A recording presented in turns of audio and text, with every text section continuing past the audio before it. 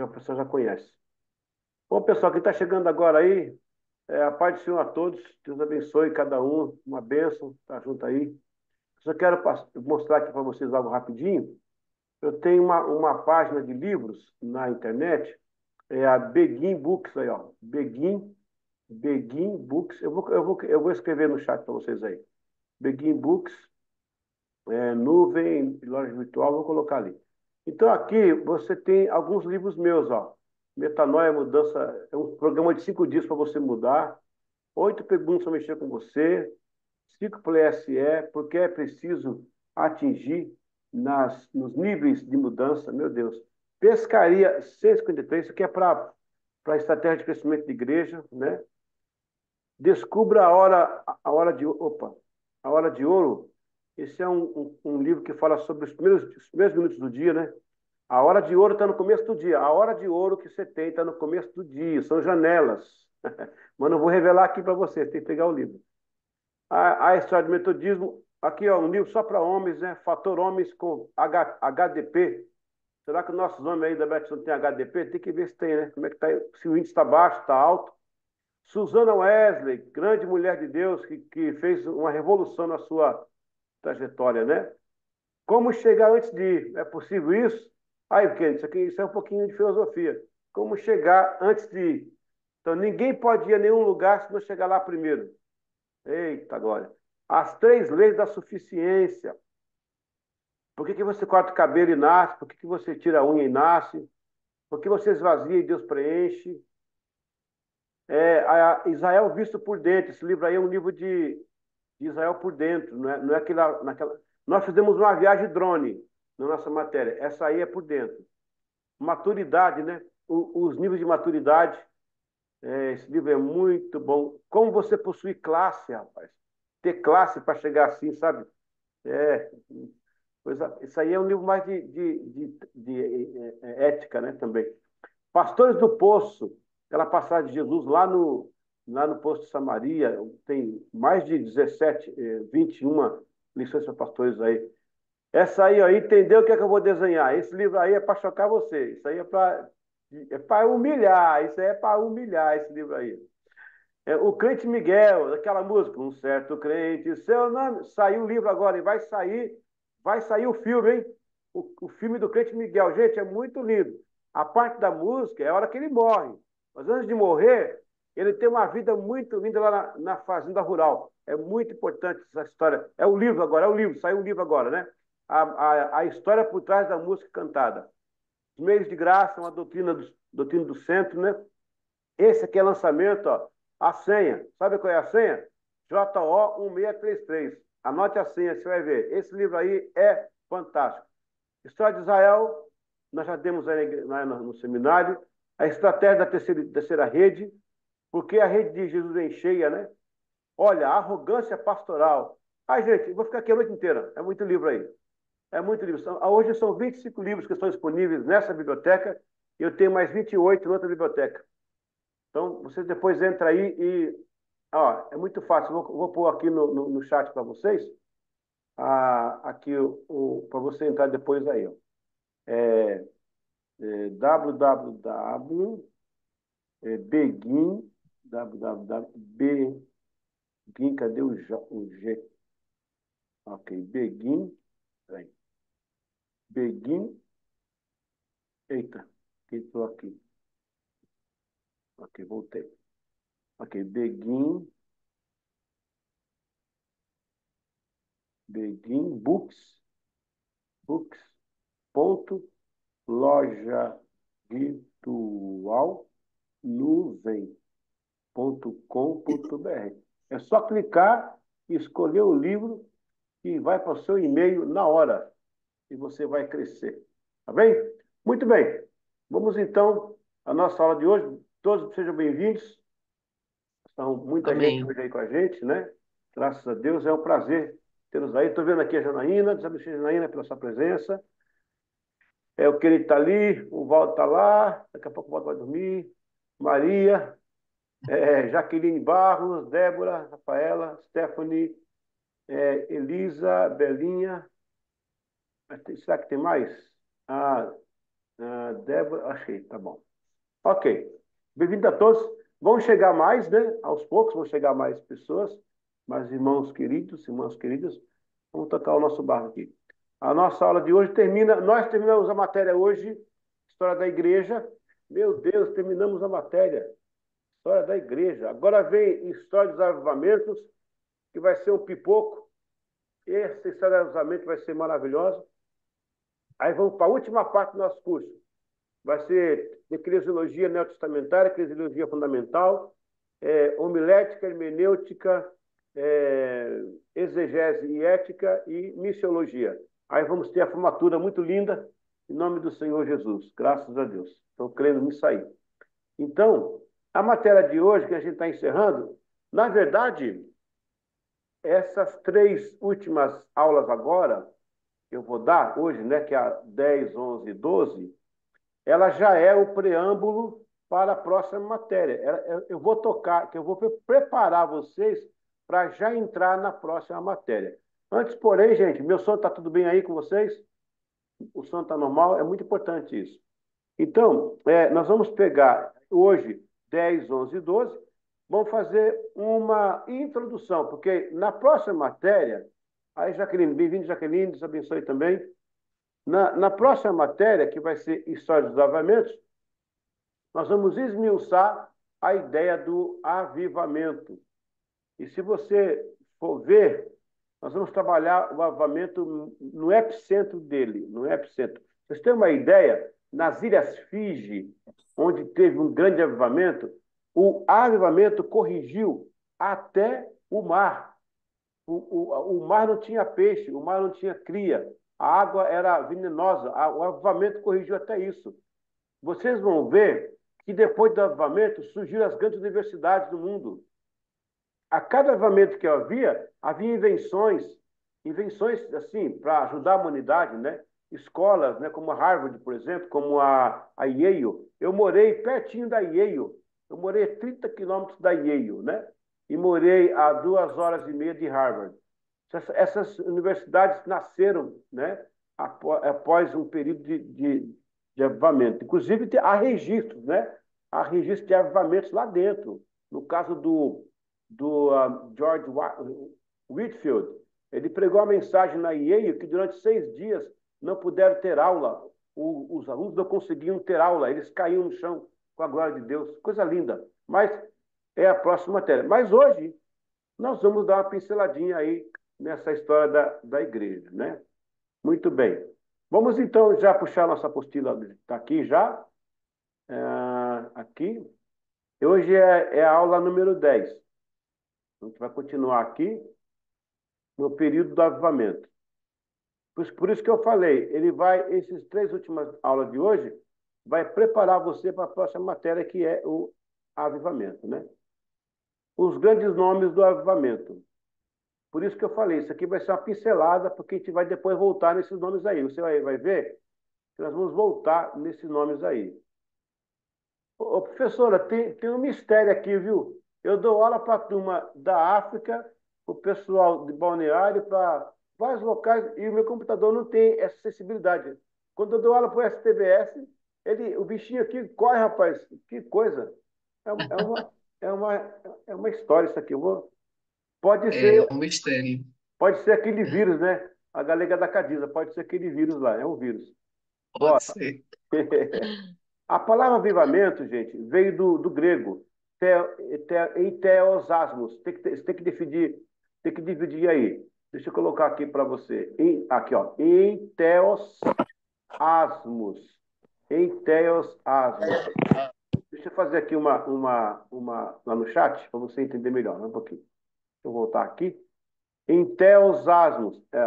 É uma palavra. Theos, que é do grego, né? Que é Deus do grego, em Theos, asmos, asmos. Aí você tem em Deus no vazio.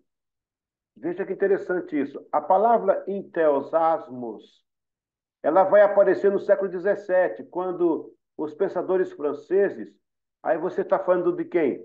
Jean-Jacques Rousseau, Lavoisier, quem mais aí? Lavoisier, Jean-Jacques Rousseau, tem aquele outro,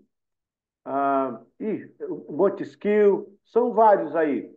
Esse pessoal, a escola francesa, é, ela difere um pouquinho da escola grega. As duas escolas degladeiam, de vez em quando elas dialogam, de vez em quando elas fazem diálogo. Por exemplo, o Aristóteles na pensamento grego falando de empirismo, mas você tem o John Locke também falando de empirismo de outra forma. De vez em quando elas degladeiam. Mas aqui, nesse caso aqui, a escola francesa vai olhar para uma pessoa cheia de Espírito Santo. Olha que na história, na faculdade, você não aprende isso, não. Quando eles olham para alguém cheio de Espírito Santo, eles não conseguem compreender aquele fenômeno, né? O que eles falam? Ele tá cheio de Deus. Por que cheio? Porque aí, ó, é Deus no vazio. Eles colocam o homem como vazio, Deus enchendo o vazio. Então ele está em teosasmos. Agora se prepare que eu vou escrever para vocês, que vocês vão cair de costa agora. Qual que é a tradução para o dia de hoje? Essas três palavras juntas lá no grego do pensamento iluminista, ela vem para entusiasmo. Olha aí. Tá aí, ó. Aí eu não tinha apertado ainda, né? Desculpa. Agora que apertou. Vocês estão vendo na tela aí? Estão vendo? Pronto. Entusiasmo. Alguém já ouviu a pessoa falar assim na rua? Ih, fulano está entusiasmado. Alguém já viu isso? Comprou um carro novo, está entusiasmado, está com uma casa nova, né? Ó, fulano finalmente conseguiu casar, está entusiasmado. Então, essa palavra está ligada ao avivamento, ao enchimento do Espírito Santo. Só que as escolas não ensinam isso hoje. A academia secular não vai falar isso. Mas o pensamento francês foram eles que trouxeram esse nome para identificar aquelas pessoas que tinham um certo poder sobrenatural, que eles não sabiam o que era, eles não conseguiam entender. É daí também que você vai entender o empirismo. O que o empirismo fala? Eu vou escrever aqui, ó. Empirismo, empirismo. O empirismo, ele analisa, ok? Analisa, não, ele não analisa, não. O empirismo, ele classifica colocar entre aspas, estranho, estranho, deixa eu botar aqui o H, um pouquinho. Ok, ok. Ele classifica o estranho e eterno, e externo, e externo. Acho que é isso mesmo. Externo. Deixa eu colocar aqui, deixa eu mandar. Pronto, foi. O empirismo, ele classifica o estranho e o externo. Esse era o olhar daquele povo lá quando via alguém cheio de Espírito Santo.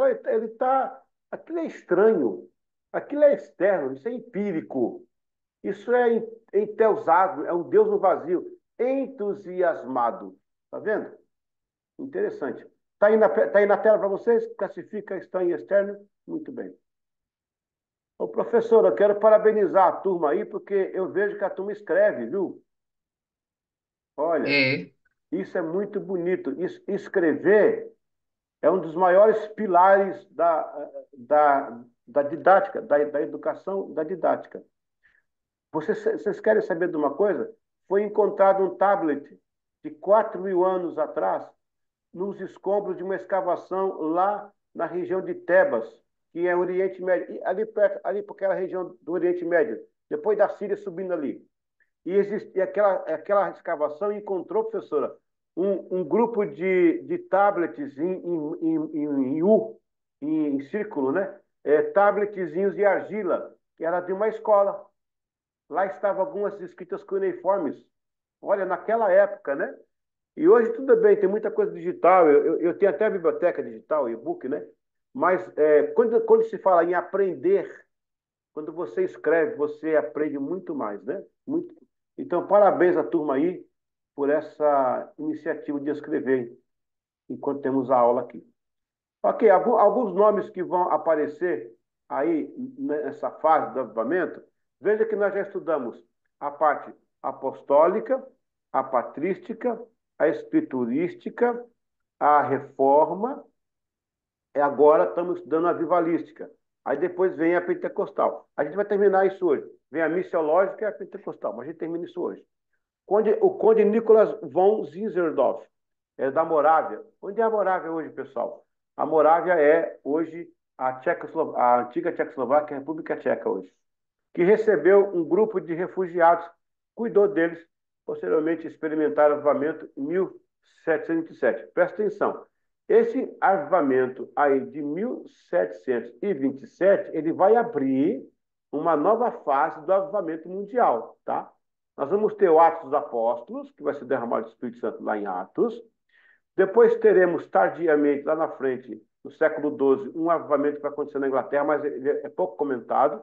Agora, esse aqui, dos moravianos, vai abrir até para a parte que é avivada da aliança congregacional, do qual os irmãos são oriundos, né? Então, é muito importante esse estudo aqui desse pessoal. Aí você vai ter o John Wesley. Gente, quando eu mencionar John Wesley, Carlos Wesley, quando eu falar metodismo, eu não tô falando da denominação, não. Porque existe uma igreja chamada Metodista Wesleyana, da qual até eu sou ministro. Mas eu não estou falando dela. Eu estou falando do movimento que originou. Então, para não ficar assim, o pastor está aqui falando de denominação. Não estou, não. É porque não tem como sair. Todo mundo vai ensinar isso. Qualquer seminário ensina porque faz parte do conteúdo de história do avivamento. Então, John Wesley é um deles, né? O George Whitefield, o Charles Wesley, e o avivamento wesleyano que aconteceu em inglês, né, em 1739. Olha só, o moraviano foi em 1727. É muito bom essa parte aqui, gente, porque é uma cronologia, tá? É uma cronologia. O avivamento é o moraviano em 1727. Aí depois você vai ter, em 39, mais um avivamento, vai ser o inglês. O moraviano ele é mais pro lado da Alemanha, né? O Charles Finney, aí, ó, tá vendo de novo aqui, ó. Oh, meu Deus do céu. Deixa eu tirar aqui. Só nessa aula que ele fica sensível, rapaz. Que coisa, né? Vou começar a orar aqui. Vou botar a capa para berrar, né? Como é que é? A brincadeira aí. O Charles Finney, né? 1722. Ou 1792. Ele é contemporâneo do nosso Tiradentes. Ele nasceu no ano que o Tiradentes morreu. Tá vendo aí? Quer dizer, contemporâneo assim, de passagem, né? Tchau, fui, né? Tô indo, tô chegando. Então, pelo menos aí. O Charles Spurgeon, né? Foi o favor de Deus de novo para a Inglaterra. Ele é de 1834, portanto já é mais para o nosso tempo aqui, né? Mas chegado a 1900. Aí você tem o Lima Moody, o famoso Moody, né? Todo mundo conhece. Esse pregador aí fantástico. Eu estive na casa dele, lá em Northampton, nos Estados Unidos, e eu pude ver o local que ele orava, realmente tem duas marcas no chão. Não tem buraco no chão, que o pessoal fala, tem um buraco no chão. Não tem buraco. Mas tem duas marcas lá, que ele passava horas, orando ali. Daí o que ele foi, né? Ah, aí vem o Robert Evans, que vai ser de 1904, o avivamento do País de Gales. Eu estive no País de Gales há 6 meses atrás, acho que por aí, fazendo uma reportagem lá. O Robert Evans, ele vai ter esse momento de avivamento bem perto ali do Pentecostes, que vai iniciar a nossa era. Aí vai ter o William Seymour, que vai ser da Rua Azusa, que é o Pentecostes lá da Rua Azusa. Ok. Vou agora o avivamento que atingiu o Brasil. Ó. Esse primeiro avivamento, esse primeiro mover, foi quem inspirou Daniel Berg, 1884 a 63. Quando ele morreu, depois de 3 anos eu nasci. Olha, rapaz, estou ficando na história também, tá vendo? Estou ficando na história. O Daniel Berg morreu depois de 3 anos, não vim ao mundo. Encontrei com ele na esquina da eternidade. Falei, opa, estou indo, já fui. Gunnar Wingren, 1879, no início das Assembleias de Deus no Brasil. O Gunnar Wingren é esposo da Frida Wingren. Foi ela que disseminou a ideia da mulher não cortar o cabelo, não raspar a perna, não pintar, não fazer. E virou uma doutrina hoje, né, em alguns locais. E, bom, tem o seu valor, mas ela era de uma herança puritana, do lado da teologia. Por isso que ela programou isso aí. Mas isso é um espaço para outra discussão que vai ser agora. A gente pode abrir depois, quando chegar em homilética, em ética pastoral, a gente vai entrar em alguns assuntos polêmicos, né? Se alguém não desviar, vai ficar firme até o fim, né? Vamos lá. Este primeiro destaque vem de 1905 até os idos de 1948, pós-Segunda Guerra Mundial. A partir dos anos 50, na sequência, o movimento tomou nova propulsão e veio se alastrando em manifestação de avivamento. O foco do primeiro movimento era o batismo com o Espírito Santo, conhecido como entre metodista como a experiência da segunda bênção. Também atrelava-se a esse movimento a mensagem de vida santa, o falar em língua estranha e a volta de Jesus. Já no segundo momento, enfatiza... Eita, que isso já no segundo momento, enfatiza-se os milagres, cura divina e expulsão de demônios. Isso aconteceu por volta... Jesus! Por volta dos anos 50 e 60. Esse movimento praticou muito o costume de erguer tendas para pregação. Esse movimento alastrou o Brasil, confirmando o reino de Deus. Gente, é o seguinte, eu preciso explicar isso aí. Após o movimento do avivamento lá do século XVIII, né? Nós vamos até o século XIX, por aí. Vai emendar o Pentecostes. Mas nesse meio tem a missiologia ainda, que vai acontecer missões, que vai ser depois. A gente vai entrar nesse assunto ainda. Mas eu quero dizer uma coisa. Quando você fala em avivamento, a gente vai estudar na próxima matéria, vão ser 3 despertamentos que vão acontecer. Mas quando chega no Brasil, que é o pentecostal, aí, que menciona a Assembleia de Deus, então você vai ter 3 ondas de avivamento. A onda clássica, a primeira onda, que é essa que é com o Seymour, que chega com o Daniel Berg, o Naving, né?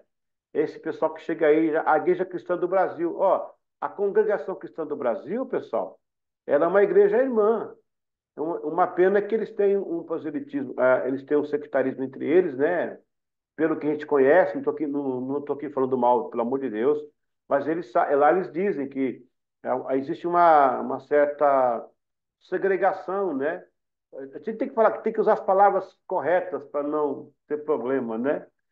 Profissão de professor tem isso também. A ética acadêmica, tem professor que não liga para isso, não, mas eu sou educado. Então, assim, eles têm entre eles, uma pregação de segregação. Eles são escolhidos, tal, eles não aceitam outras denominações. Mas no começo deles, é pelo fruto pentecostal também. Eles são junto com a Assembleia de Deus, né? Deram as mãos aí muitos anos juntos aí. A história é interessante, a história deles. Depois, a segunda onda do pentecostalismo brasileiro vai acontecer nos idos de 48. Você vai ter igrejas como Avivamento Bíblico, né? A Igreja Peregrina. São várias igrejas que vão surgir desse movimento. E cada onda com a sua característica. Mas eu estou adiantando já a matéria que vem, mas tá dentro, isso aqui já tem introdução. E a terceira onda é a onda do revivamento das igrejas históricas, né? Que vai entrar vocês também. Vai entrar a gente, os metodistas, os congregacionais, os batistas, os presbiterianos, a partir dos anos 60. Você vai ter movimentação do Enéas Tonini, do Stanley Jones, Gessé Carvalho e tantos outros, que vai ter uma onda aí final. Aí depois, anos 70, vão começar o movimento das igrejas emergentes. Você vai ter o Universal do Reino de Deus, você vai ter, nos anos 80, as igrejas emergentes como a Bola de Neve, e agora chegou até a Igreja Inclusa. E vão denominar, após os anos 60, erroneamente, vão denominar um movimento neopentecostal. E não é. Mas nós vamos discutir isso a fundo. Porque isso aqui é uma aula, a gente vai aprender. Vamos discutir isso a fundo, ok? Continuando aqui para terminar essa parte. Então, isso aconteceu por volta dos anos 50. A última onda, né? Entre os pentecostais brasileiros, né? Esse movimento praticou muito o costume de erguer as tendas. E isso, tinha aquelas tendas... hoje a igreja quadrangular, ela chamava-se Cruzada Nacional de Evangelização. O missionário, acho que Robbins, eles vieram para o Brasil armando tenda. Nessa mesma onda da tenda, entrou o Manuel de Melo, da igreja O Brasil para Cristo, que tem muito no Nordeste aí também. Então foi um momento de tendas, de avivamento, até o Billy Graham, Billy Graham, ele usou muito essa questão da tenda e esses movimentos de cura, de milagres, era a onda do momento. Cada onda veio com a sua característica. Vamos, então, prosseguir aqui na parte 3. Aí você vai ter o movimento de santidade nos Estados Unidos. Um movimento chamado Holiness. O movimento de santidade, ele é fruto do movimento pentecostal, Olha né? aquele por aí, lá no já passou o carro. E tá a câmera ligada aí com o áudio. Deixa eu ver se eu consigo montar aqui o áudio. Tirei o áudio. Pronto. Ok. No século XIX, começou no leste dos Estados Unidos e espalhou pela nação uma renovação, uma renovada ênfase à identidade. Então, é isso mesmo. A figura central do movimento foi o Phoebe Palmer. Presta atenção. Logo depois dos avivamentos ingleses, né, americanos, assim, o despertamento, aquele movimento que veio, boom. Aí vai depois começar esse movimento, que é do século XIX já, que é o da santidade, que vai começar nos Estados Unidos, né? A figura central do movimento foi Abby Palmer, da cidade de Nova York, líder da reunião da terça-feira. Eles faziam um culto à terça-feira. Eu fui pastor lá em Nova York, eu não consegui achar esse local. Mudou muita coisa, né? Muita coisa. Líder da reunião de terça-feira, onde havia uma associação chamada Para a Promoção da Santidade. Eles tinham esse momento, né? E aí eles também liam muitos livros do John Wesley, muita pregação. E ao longo de 4 décadas, a senhora Palmer promoveu essa fase metodista, no caso eles eram metodistas, né? No movimento de santidade, a busca e a vivência da inteira santificação e a perfeição cristã. Eram doutrinas defendidas pelos wesleyanos primitivos e difundiam estes pensamentos através de palestras. Em 1867, os ministros metodistas John Wood, John Skip e outros começaram em Vineland, Nova Jersey, a primeira de uma longa série de reuniões nacionais de avivamento. Então, só para entender essa parte aqui agora, eles, depois do movimento dos avivamentos, despertamentos e tal, nos Estados Unidos, começou esse movimento de santidade. É muito importante trabalhar esses movimentos para você entender o desenvolver da igreja. E esses movimentos de santidade, eles trabalhavam em cima da ideia wesleyana da inteira santificação. E a pregação wesleyana dizia que você pode sim atingir um estágio espiritual em que você não tenha mais necessidade de pecar. É interessante isso, mas não é tema agora, porque seria outro, tema, outro modelo de aula, né? Esse avivamento, essa santidade, ela vai promover vários grupos. Quer ver uma coisa que vocês fizeram aí, ó? Vocês não fazem retiro espiritual no local retirado, assim, no sítio? Não faz ou não faz? Então, tá aí, ó, vocês estão vivendo a história. Quem começou isso aí? Exatamente o que eu estou lendo agora, aqui, ó, século XIX, chamados Campus Meetings, as reuniões campais. A Beth Shalom hoje faz um movimento que está ligado ao século XIX. Olha aí que interessante. E a gente não sabia, né? Mas estamos fazendo, que são os retiros campais. Não se fazia isso antes, não tinha isso antes. Isso é um modelo de monastério rápido. É um monastério quickly, fast. Eles fazem isso. E vocês já praticam isso aí. Olha, outra coisa que vocês fazem também. Quando no prega aí na igreja, eu já fiz isso, tu faz o apelo, o pessoal aqui na frente. Quem quer citar Jesus, não é isso? Ou não faz mais? Faz, né? Faz o apelo, o pessoal vinha à frente. Então, isso é costume do... Quem implantou foi o Charles Finney, 1780 alguma coisa. Isso não existia. O Wesley nunca fez apelo. Spurgeon nunca fez. George Whitefield nunca... Não tinha esse costume. Mas a gente vai ensinar isso para vocês. Essa matéria ela é muito legal. Para você entender o que está acontecendo. Muita coisa que a Beth Shalom faz está ligada a esse pedaço da história. E ao ler aqui, você vai começar a entender direitinho. Ok. Vamos então, aqui a parte 4 da aula 9. Não, é 10. Acho que na apostila bateu errado aí. É 10, é 10. A Associação de Santidade. Eles também organizaram, oh meu Deus, pulou aqui de novo. Jesus de Nazaré. Organizaram essa altura a Associação Nacional de Encontros e Avivamentos para a Promoção da Santidade, que é o que chamamos de retiro, né? Até os primeiros anos do século XX. Essa organização patrocinou reuniões de santidade também nos Estados Unidos. Surgiram também associações locais e regionais de santidade. Uma imprensa vital de santidade publicou muitos periódicos, né, de livros. Olha só, a ramificação dessas igrejas, deixa eu pôr aqui para vocês. A ramificação continha como a Igreja do Evangelho Quadrangular, a Deus é Amor, Avivamento Bíblico, chega até os anos 60 com a Presbiteriana Renovada, a Batista Renovada, e muitas outras. O único problema é que não houve equilíbrio em alguns movimentos, e hoje tivemos nitidamente que há movimentos em nome de Deus que não são bíblicos, os chamados neopentecostais, estão na lista aí. Na verdade, não consideramos neopentecostais, e sim movimento religioso pós-moderno. Movimento religioso pós-moderno. Mude a linguagem. O Pentecostes de Jerusalém, em Azusa, foi muito santo e puro. Colocar o nome pentecostal atrelado ao NEL é, no mínimo, falta de respeito com o genuíno e verdadeiro pentecostalismo. Eita, o professor tá bravo, hein? Ele ficou bravo agora. Meu Deus do céu. Uma pausa aqui. Essa foi na medida, como fala aí, né? Muito bem. Vamos agora entender direitinho. Eu quero que vocês entendam, vocês aprendam direitinho. Voltando lá atrás, volta a fita, volta a fita. Movimento apostólico, certo? Do ano 33 a cento e pouco. Movimento patrístico até o sétimo século.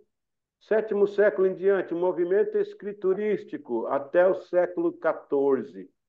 Século XIV você vai ter a reforma. Século XVII começam os reavivamentos.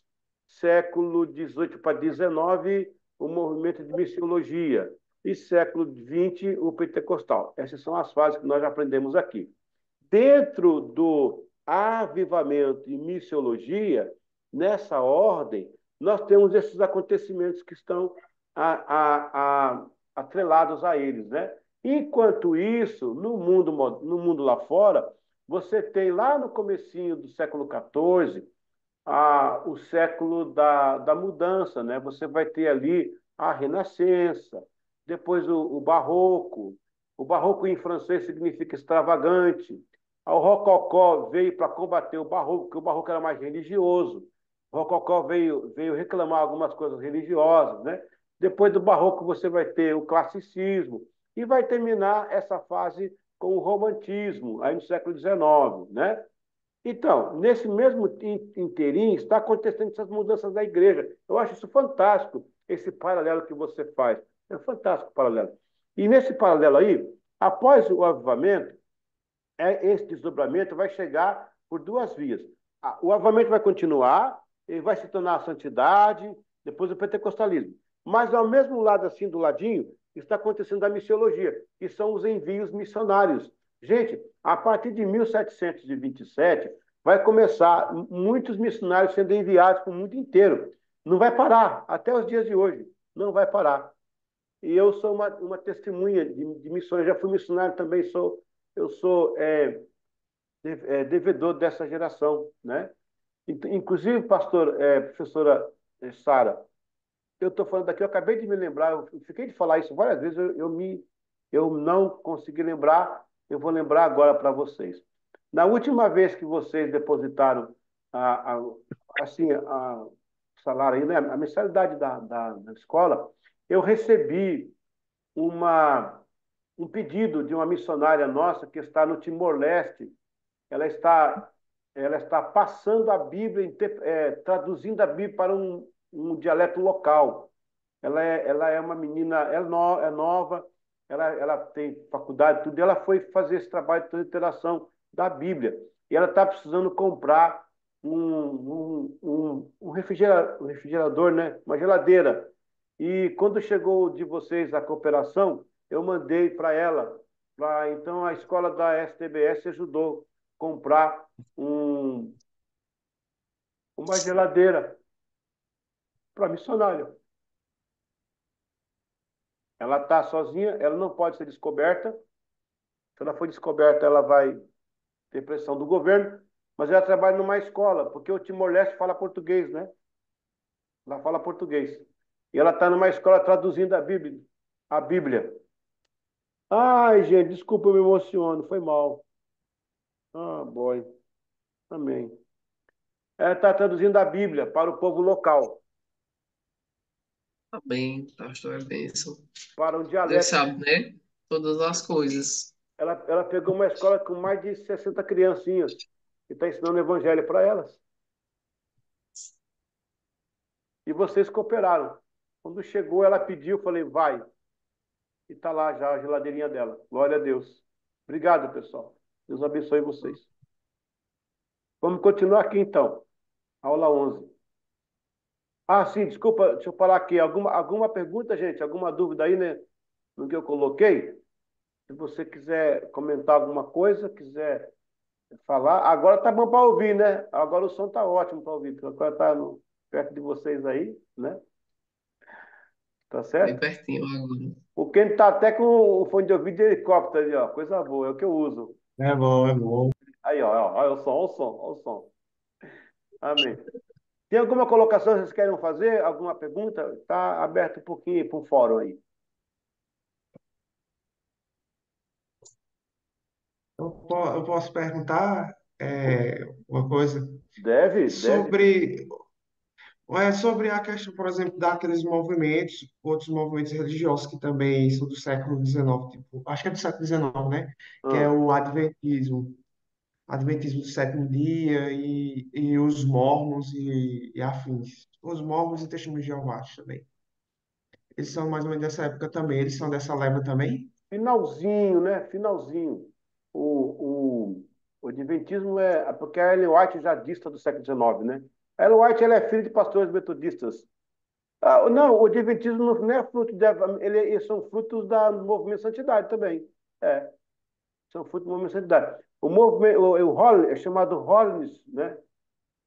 Holiness Movement, esse movimento que dá origem a essas várias igrejas. O caso da Ellen White, não. Quer dizer, sim, não. A motivação dela não foi essa.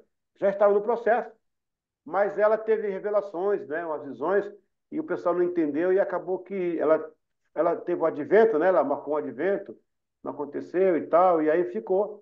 Hoje em dia eles estão mudando até o nome, né? Estão chamando de Novo Tempo, né? Comunidade do Novo Tempo e tal, mas foi isso aí, é isso mesmo, né? Isso também tem aquela questão dos mormons, né? Que eles foram para Utah aí nos Estados Isso, Unidos, não foi? é, Que eles se retiraram, coisa assim também, nessa época também, né? Os mormons. isso. É igual eu acabei de colocar. As interpretações que vieram depois, elas tiveram seus extremos, né? Tiveram seus extremos. E o extremo que é o problema, né? O caso dos mormons foi um extremo desse aí, né? O anjo Muriel, né?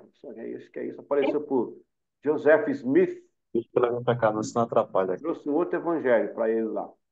E aí aconteceu hoje que estão aí os mormons, né? Mas seria uma matéria chamada heresiologia, que não está no nosso currículo, mas Eu está já vi. extracurricular. Depois eu vou colocar para vocês disponibilizar nos e-books algumas Era matérias como o ponto 27. extracurriculares, tá bom? Vamos Essa lá? carinha de Mais alguém quer colocar aí? Amém? Ok, vamos seguir então. Vamos seguir para a próxima, a 11, né? A 11. Vamos lá para 11. Eu estou assistindo foto de Júnior, né? Júnior não está aí não, né? Assistindo foto de Júnior aí. Bote ausência, viu, na chamada? Bote ausência lá. Perdoe não.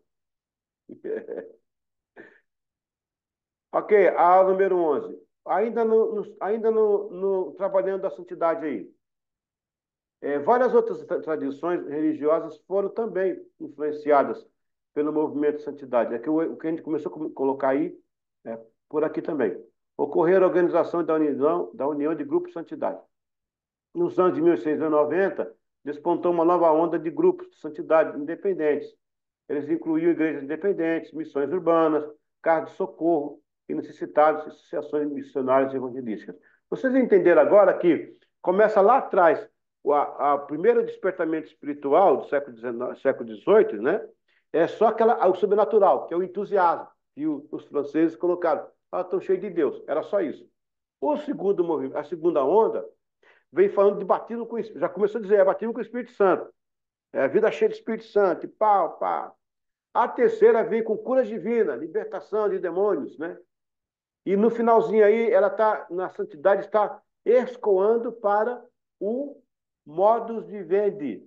Aí você vai ter aí os usos e costumes. A santidade vai tomar uma projeção de que o exterior tem que mostrar que é santo, o interior.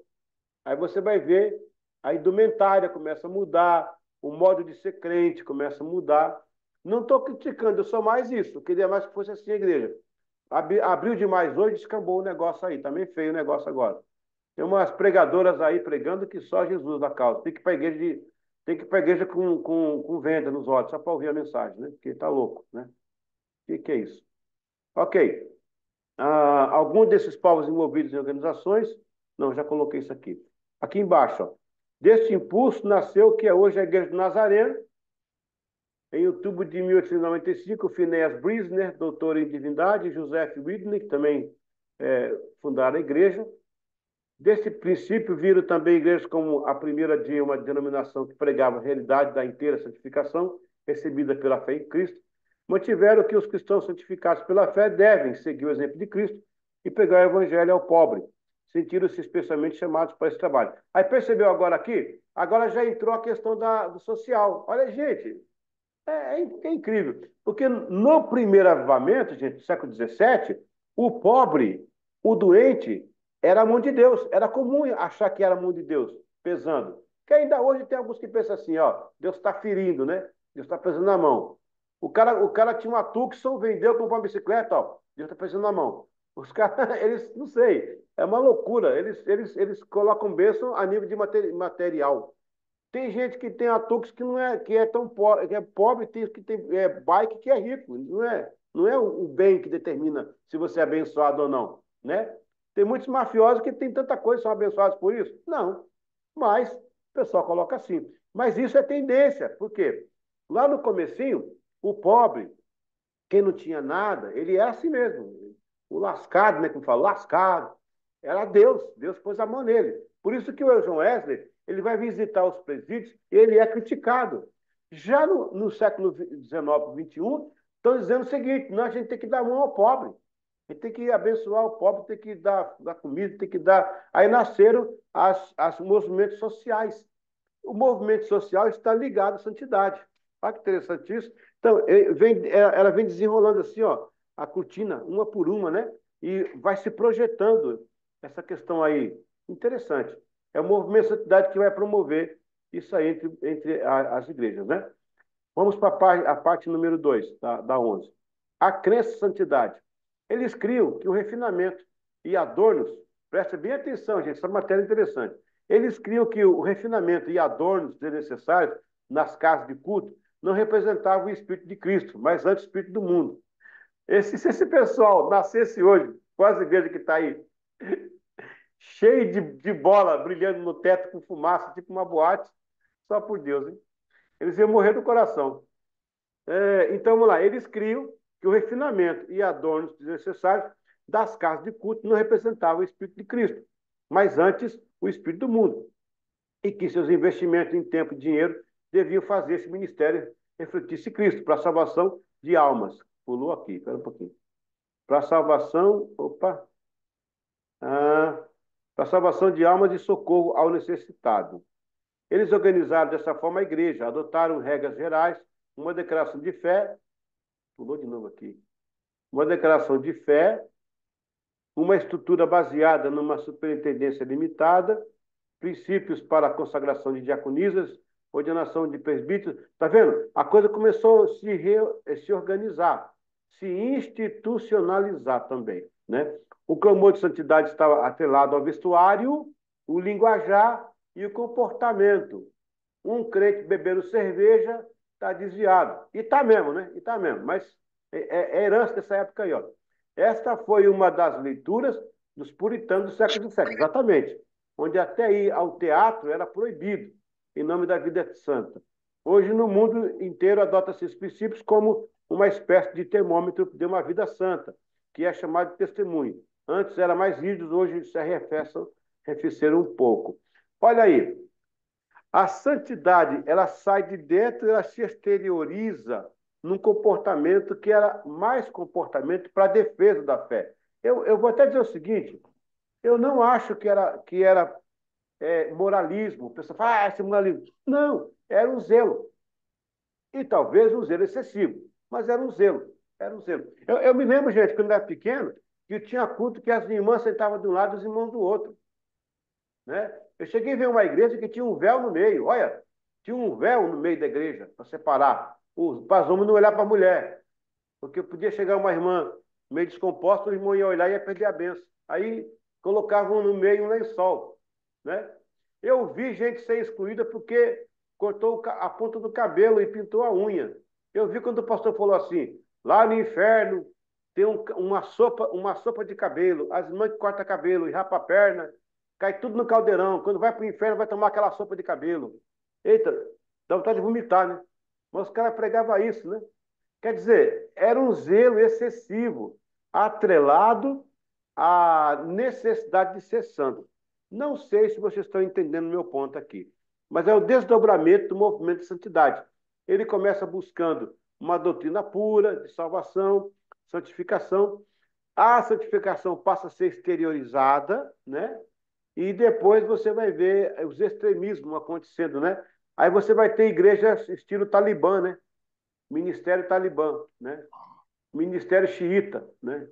Ministério Xiita. É, o pessoal está rindo. Mas, na verdade, hoje eu sou mais os talibãs, eu estou mais pro lado dos talibãs. Pelo menos tem um zelo ainda, pelo menos tem uma ética, né? Agora, quem descambou para o outro lado aí ficou difícil, né? Ficou difícil. Eu fui numa igreja em Minas Gerais que teve uma dança lá, não sou contra a dança, mas era um rapaz, cara, que foi dançar com colã e sapatinho de balé. Não ficou muito bom aquilo, não. Deixa pra lá. Ficou estranho. Vamos lá. Vamos em frente. Agora vamos para a última parte, que é a penúltima, né? Três. O movimento pentecostal. O movimento pentecostal é iniciado por Charles Parham. Nós vamos estudar mais a fundo isso aí. Ele é considerado o pai do revivamento pentecostal do século XX. Os eventos se tornaram Parham conhecidos e se deram no primeiro dia do ano de 1901. No 1º de janeiro de 1901, né? O Parham, ele era diretor de um colégio chamado Bethel, aí, ó, quase Beth Shalom, né? Bethel Bible College, na cidade de Topeka, no Kansas. Parham divulgava suas ideias por meio de um jornal. O nome era Fé Apostólica. Tá vendo aí? Quando a Assembleia de Deus chega no Brasil em 1900 e tal, eles trazem o nome Fé Apostólica, que era do jornal do Parham, que era um metodista. O Parham era o professor, gente. Eu não vou ler aqui na apostila, porque o que eu vou dizer está na apostila, depois vocês leem. Ele era um professor de escola, igual eu sou com vocês. E ele falava muito do pentecostalismo, tal, e tal. E ele disse uma frase: eu acredito que o falar em língua estranha é para os dias de hoje. E mandou os alunos fazerem um estudo sobre isso. Ele viajou. E quando voltou, numa das aulas, uma moça lá no canto da aula, no canto da sala, o nome dela é Osman, né? Osman, a senhorita Osman, ela começou a falar em língua estranha. E naquela sala de aula estava o Gunnar Wingre, né? E o Seymour, que foi depois que com eles que estourou o pentecostalismo. O que vai diferenciar, gente? Aí você fala assim: peraí, professor. Se tudo é avivamento, o que vai diferenciar o pentecostal dos outros? Uma boa pergunta. Boa pergunta. Pena que fizeram agora no meio da aula. O que vai diferenciar o pentecostal dos avivamentos que houveram é que no pentecostal tem um ingrediente novo. Quem me ajuda aí? Pentecostal é a mesma coisa. Aquela sobrenatural, enchimento do Espírito, oração pelos enfermos, então, mas tem um diferencial. Tem um elemento surpresa aí, um elemento novo. Qual que é? Alguém pode me ajudar? Eu até dei uma dica agora aí. Não? É o falar em língua estranha. Porque até então não há registro na história que quem falou língua estranha. A gente supõe, pelo que aconteceu lá atrás, até com John Wesley, houve língua estranha. Mas isso não é registrado. O diferencial, por isso que chama pentecostal, gente. Senão seria avivamento também. Então, começa com o avivamento, depois tem os despertamentos, e aí vem o pentecostal. O diferencial do pentecostal é o falar em novas línguas. Quando alguém perguntar para você na rua assim: escuta, você que fez o seminário lá no STPS aí, né? Tá toda Lorde. Qual que é a diferença dos avivamentos para o pentecostal? Aí você fala: Pentecostal é porque tem um ingrediente novo, que é o falar em línguas estranhas. Ou a glossolalia, que eu expliquei outro dia, escrevi para vocês aí, né? A glossolalia é a xenolalia. A glossolalia é falar na língua dos anjos, a línguas estranhas mesmo. A xenolalia é ser usado por Deus numa língua que é nacional. Então, o diferencial vai ser esse. Primeiro, o primeiro avivamento, o primeiro despertamento, você vai ter a ênfase no sobrenatural, o entusiasmado, está cheio de Deus só. Pronto, o cara olhou para o cara, está cheio de Deus. O segundo, você vai ter já nomenclaturas como batismo com o Espírito Santo, né? A salvação de vida, aceitar Jesus como Salvador, tá vendo aí? Vai anotando. O terceiro movimento, você vai ter o que? Curas divina e libertação. Aí já vai ter o entusiasmado, o batismo com o Espírito Santo, a salvação em Jesus, e agora vem as curas, as libertações. Hoje, nos dias de hoje, nós da Beth Shalom, já pegamos o pacote completo, né? A gente já recebe o Espírito Santo, batismo com o Espírito Santo, já faz o apelo, né? Tem a cura divina, Deus tem curado, Deus tem abençoado, glória a Deus. Mas ninguém sabe que lá para trás, né? Um dia que você for no culto aí na nossa igreja, aí, dar uma palavra, você fala, irmãos, quer fazer aqui ensino para vocês? Aí você dá essa explicação. Foi tudo uma fase. Não podia vir tudo de uma vez, né? Foram movimentos que foram se caracterizando. Então, o sobrenatural de Deus, a vida do homem, no caso, aí depois vem a salvação em Cristo, daí batismo com o Espírito Santo, a salvação em Jesus. Depois vem a cura divina, vem a cura divina e libertação. Entre cura divina e libertação, tem o Fala Língua Estranha, que é o pentecostal, que vai dar esse ingrediente novo para chamar de pentecostal. Tá? Muito bem. Deixa eu terminar aqui. Vamos para a última parte. Parra insistiu em seus alunos buscarem o batismo com o Espírito Santo e o seu sinal físico atestador, o falar em línguas. Em uma reunião de oração, na noite da passagem do ano, uma das estudantes, Anis Osman Laberg, ela morreu em 37, olha que coisa, hein? Entrou em êxtase e falou em línguas desconhecidas, confirmando a tese de Parra. Vamos aí agora à parte 4. Parra foi durante alguns anos pastor metodista, embora em sua juventude tenha tentado estudar medicina antes de optar pelas atividades religiosas. Foi, contudo, na segunda metade do século XIX que vários movimentos e pregadores norte-americanos de inspiração holiness, que é santidade, tornaram mais exacerbada a busca da santificação ou uma prática devocional lastreada na crença da segunda bênção, que complementara a primeira bênção. Isto é, após a conversão começaria a fase do aperfeiçoamento moral, chamado processo de santificação. Estava aberto o caminho para a crença em uma terceira bênção, seria o batismo com o Espírito Santo. Note que o nome do jornal era a Fé Apostólica, né? Apostolic Faith, ou Fé Apostólica. Esse movimento chegou a Grunewald e Seymour. Ambos estavam neste seminário de Topeka. Lembre-se que o primeiro nome da Assembleia de Deus era a Missão de Fé Apostólica, ou seja, seguindo a ideia do jornal. Só depois de um pouco mais à frente eles mudaram para a Assembleia de Deus, um nome oriundo de Springfield, nos Estados Unidos. Portanto, a Assembleia de Deus nasce sob uma influência metodista, desenvolve na casa da Celina de Albuquerque, da Igreja Batista, em Belém do Pará. O movimento pentecostal é o maior do mundo hoje e cresce grandemente em seu teor vivo e manifestações sobrenaturais do Espírito Santo. Então, até agora, eles concluíram que a primeira bênção era a salvação em Jesus e a segunda bênção, o batismo com o Espírito Santo, né? Interessante isso aí. Aí você vai ter o movimento da Assembleia de Deus, mas peraí, professor, e no caso da aliança congregacional, que é a de vocês, né, no começo, que tem lá a área renovada, e o caso da Batista, que tem a Batista renovada, e o caso da Metodista, que tem a renovada, e a Presbiteriana renovada, ok. É claro, a Assembleia de Deus, que foi uma expoente no lado pentecostal, ela influenciou basicamente tudo isso.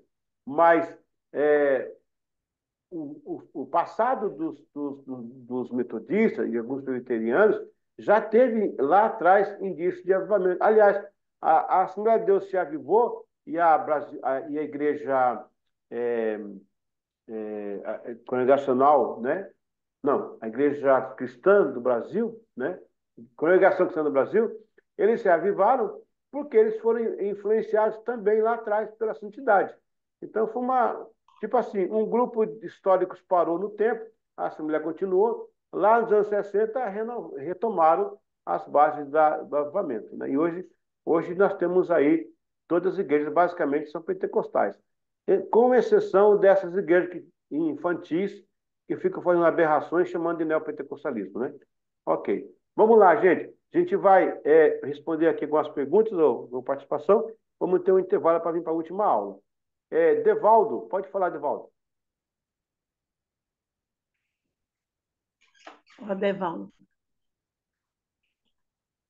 Pode falar. Levantou a mão ali? Deixa eu ver. Ok. Acho que não foi para falar, não. Foi só para Acho que é para acenar. dar tchau para o professor. Tchau, professor. Vai dormir, vai descansar. Olha, o Valdo está aí, mas a Elisa está preparando um jantar para ele lá. Ela tá lá na cozinha, fazendo uma comida lá. Daqui a pouco vai ter uma janta boa aí. Tá nada, a bichinha tá ali estudando, rapaz. Olha, perdão, Lisa, perdão, viu? Perdão.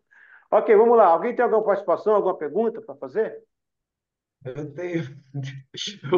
Eu tenho. Bora, Pois porta-voz da turma aí. Foi bom é, da não, é uma coisa interessante. Assim, eu sei que foge um menina. pouquinho do tema, mas eu acho interessante também, porque é um movimento também muito importante no século XX. Por exemplo, o movimento da teologia neo-ortodoxa, tipo Karl Barth.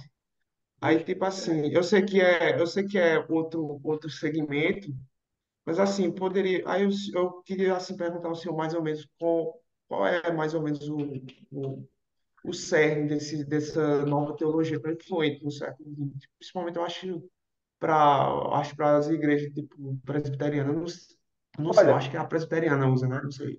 o Karl Barth, ele vai vir com uma teologia para combater o progressismo alemão. Até onde eu li, até onde eu sei, tanto ele como o Kenneth Collins também, que tem o teu nome também, ó, Kenneth, né? Kenneth Collins, são dois, tem mais um, tem o Karl Barth, tem o Kenneth Collins e tem mais um que eu estou esquecendo aqui, que eles vão vir preocupados com o avanço da teologia progressista alemã, né? A teologia que seculariza, a teologia onde estão os sensacionalistas, né? Que não é sensacional, é os sensacionalistas, que é aqueles que dizem que os milagres não são para nossa época, né? Basicamente isso. Eu não vejo muita ligação com o Karl Barth na questão da paracretologia, aí no sentido do avivamento e tal. Ele é mais teólogo mesmo, ele responde mais e glória a Deus por ele, viu? Porque se não fosse ele também, estava meio descambado o negócio hoje aí. Essa teologia progressista, que ela quer. A teologia progressista, meu, ela está mais para o antinominalismo, né? Porque o antinominalismo ele descaracteriza a graça. Enquanto que o legalista caracteriza a ênfase do moralismo cristão, colocando assim coisas terríveis para você entender sobre a questão do legalismo, o antinomianismo vem para destruir tudo, falando, não, esquece. E a teologia estava caminhando. Os alemães, rapaz, os alemães, se tem algum alemão aqui na sala, me perdoa, eles são interessantes. Eles cooperam, depois destrói. Eles cooperam, depois destrói. Né? Lá no tempo de Lutero foram eles que. Olha, os alemães aí, ó, a reforma, o pietismo, o puritanismo, é tudo deles. Aí chega o século XIX, os caras vêm arrebentando com essa teologia igual pé de gelo, né? Dura e lisa, né? E fria. Dura, lisa e fria. Uma pedra de gelo. Então, respondendo a sua pergunta, eu não vejo nenhuma promoção do Karl Barth no sentido do avivamento em si. É isso que você colocou? Não, não, não, era mais ou menos só para dizer assim, só para fazer parada com outros movimentos, assim, por conta do armamento, que eu acho que também, assim, também teve um impacto também, assim, na nossa, na nossa visão religiosa, principalmente brasileira, porque querendo ou não, por exemplo, eu vou falar assim por mim, né? eu gosto muito de ver muita coisa dos irmãos reformados. Aí, Não, é eu bênção. também, É que tirando a predestinação, é, o resto é bênção. exatamente. Eu gosto muito de Augusto de Nicodemos, aí tem muito isso aí. Não, os reformados é bom porque eles têm o pé no chão. Enquanto que os pentecostais estão voando nas alturas, os reformados estão com o pé no chão, né? Tirando a questão da soteriologia, que você vai ter aí a questão do infralapsarianismo, o supralapsarianismo, né? Antes da queda, depois da queda, a determinação do futuro pré-posto, o restante não. Eles são muito bons. Meu amigo, eu tenho em casa aqui as Institutos de Calvino, tá? Eu leio Calvino. E Calvino, para mim, em questão de ortodoxia, por exemplo, Santa Ceia, ele arrebenta, cara. O Calvino. Aliás, nós que somos, no caso, eu sou arminiano, mas a gente lê na cartilha do Calvino na Santa Ceia. A Santa Ceia nossa é de Calvino. Aí na Beth Shalom, o pão e o vinho e o suco de uva representa, não é isso? Representa. Não é o corpo de Cristo em si, não é o sangue. Ele representa. Isso é de Calvino, cara. Porque olha só, o Calvino e o Lutero e o Zwingli, eles tinham uma divergência na Santa Ceia. O Lutero era transubstancianista, né? Ele acreditava realmente que virava corpo e sangue mesmo. Já o Calvino, não. O Calvino, ele não... Apesar que eles não... Foram contemporâneos, mas não tiveram juntos. Um estava morrendo, o outro estava adolescente, né? Estava morrendo o, o Lutero, o Calvino estava adolescente, 16 anos, se eu não me engano. Mas lá na frente, né, ele vai dizer o seguinte, que a Santa Ceia representa. É uma representação. Porque Cristo pega o pão e fala, esse é o meu corpo. Ele aponta para o pão. Ele está ali presente. Então, ele fala assim, esse é meu corpo. Ele reflete a sua imagem, ele projeta a representação. Ele não fala assim, agora vocês vão comer o pão, eu vou mastigar minha carne, viu? Não. Este é o meu corpo, né? Isso aqui, ó, da minha, estou pegando aqui o meu pão. E o Calvino fala isso. E já o Zwingli, ele não cria na transubstanciação, ele cria na consubstanciação. No momento da ceia depois que acaba a ceia já era, não tem mais. Então, assim, eu gosto muito dessa. Os reformados, nesse ponto aí, pá, olha, as 5 solas são deles. As 5 solas são deles, né? A ênfase do leigo. Olha quantos leigos tem aí na Bet Shalom, quantos leigos? A maioria leiga. É deles também, né? A justificação pela fé é deles também. Tem que tirar o chapéu e o sapato, cara. Agora, quando chega na predestinação, aí pega em trocamento, né? Aí cai lá embaixo, no Rio Pujuca. Aí não dá certo. Mas, ok? Bora pro intervalo?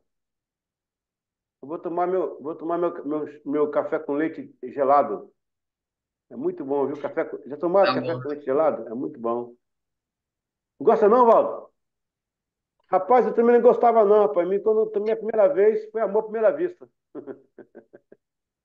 Amém. Ok, pessoal, 10 minutinhos aí para a gente voltar. Dá tempo de jantar agora, viu, Jaqueline? Dá para jantar agora, agora dá tempo. Tá certo? Vai lá. Ok, professora? Professora Sara, a gente volta já. Tranquilo. Vai lá Amém. tomar seu café com leite. Até já. É.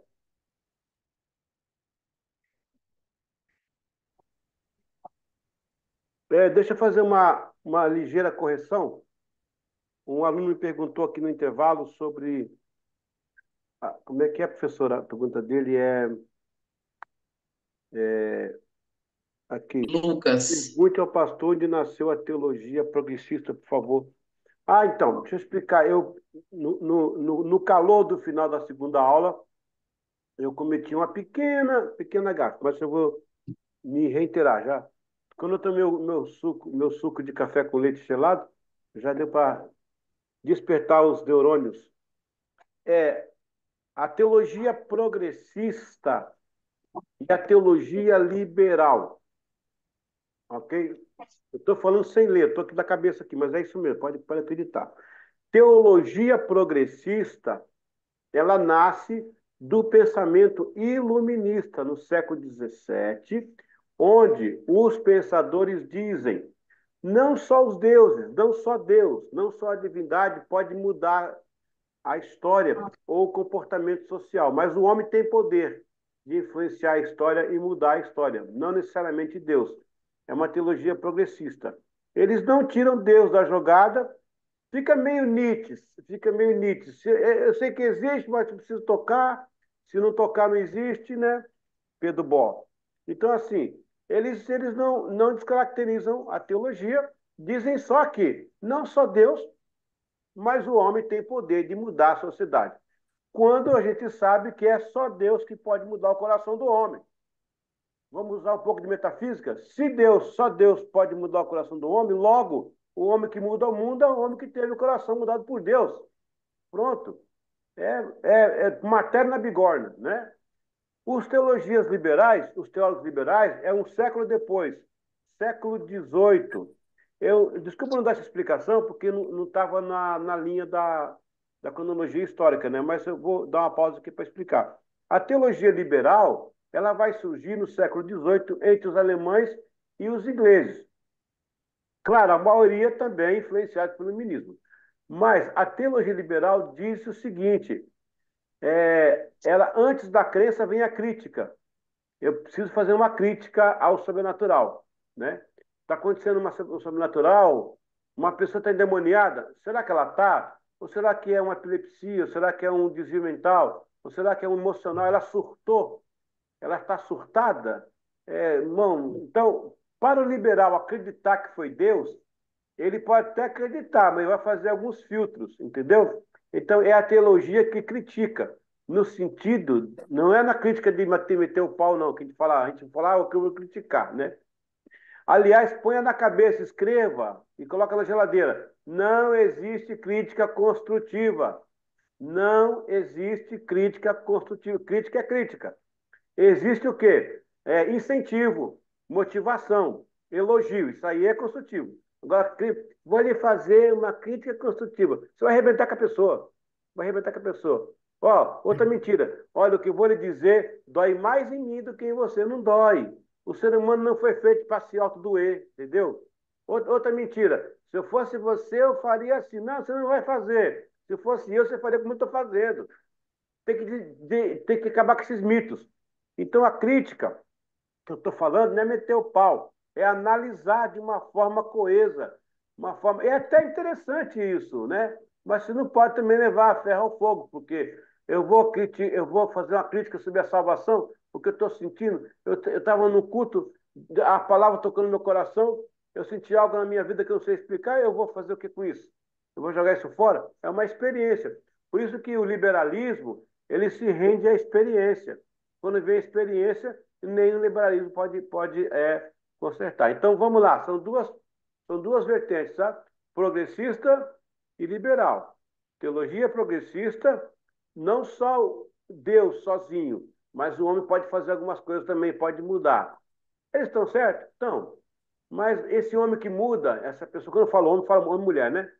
Esse homem que muda, essa mulher que muda, é a mulher e o homem cheio de Deus, né? É o que muda. A liberal, que é uma teologia mais alemã e inglesa, ela faz uma crítica, desculpa, ela faz uma crítica antes de crer. Ela quer saber o preto no branco, não vai chegar assim falando que eu vou acreditar, não, eu vou fazer um filtro. Basicamente é isso, né? Se eu fosse entrar na teologia, seria 4 horas para cada uma. Aí eu ia citar alguns autores, alguns pensadores, mas é isso, tá bom? Será que eu consegui esclarecer? Kennedy, tá certo aí, Kennedy? Corrija. Rapaz, eu não gosto muito de teologia contemporânea, não. Hum? Vai ler mais não? Eu Leia não não, gosto, vai, não. leia não, vai ler a Bíblia, vá. Vai ler a Bíblia. Eita, aqui é complicado, né? Meu Deus. Mas é isso. Vamos prosseguir então. Todo mundo já jantou, né? Todo mundo já, né? Está na benção aí. Vamos continuar aqui. Vamos reabrir a apostila. Epa, quem é que saiu daqui? Eu estou aí, tá me vendo? Tá me vendo? Estou, né? Então. Nedilson, você tá bom, meu filho? Homem de Deus aí, ó. Na benção aí? É, Glória a Deus. Tá calor aí hoje, não? é, tá calor. É, rapaz, é uma benção, né? Aí não cai neve, né? É uma benção. Vamos então aqui. A aula número 12 de História da Igreja, né? Ok? Agora vem a área pentecostal. Eu vou dar uma pincelada aqui. Ok. Neopentecostalismo. Essa aqui vai ser boa. Ok. Eu vou defender uma tese agora, tá? Eu não vou dar uma aula, vou defender uma tese de mestrado para vocês aí, porque ainda bem que não tem banca, né? Mas vou conseguir. Vou até aumentar aqui a letra para ficar bem claro, para não ter nenhuma dúvida aqui. Eu vou botar aqui para cima. Ok, estão vendo aí na tela, né? Ok. Vem acompanhado de uma pergunta: neopentecostalismo? Um dos problemas após esse movimento foi a releitura do Pentecostes por pessoas de influência e grupos diversos, como igreja, por toda parte, começar a desenvolver, criar uma cultura de gestos, formas, jeitos, com muita semelhança de sincretismo religioso e de outras religiões. Olha aqui, pessoal, tem um lugar para uma crítica aqui que eu vou fazer, agora não é teologia liberal, não, agora é crítica mesmo. A Bíblia diz que o Espírito está sujeito ao profeta. Ó, eu vou traduzir isso para não ter que desenhar. Deus não usa ninguém em transe. Deus não pega ninguém no transe. E tira as faculdades mentais das pessoas e faz dela o que ele quer. Nesse sentido, não. Então, eu vejo algumas reuniões aí agora na internet, está cheio, né? O pessoal aí dizendo que está cheio de espírito e fazendo umas coisas. Eu vi um cara subir uma coluna da igreja, a unção do Homem-Aranha. Ele subindo a coluna da igreja, abraçado na coluna da igreja, né? Subindo, descendo. Vi um outro pastor puxar a língua do irmão e cuspir na língua do cabo, rapaz. Isso não é unção, isso é falta de higiene. Ou seja, é umas coisas que não É dá para normal. entender, né? Não dá para entender. Isso está prejudicando o evangelho, rapaz. Tá trazendo dúvida para as pessoas. Vamos lá.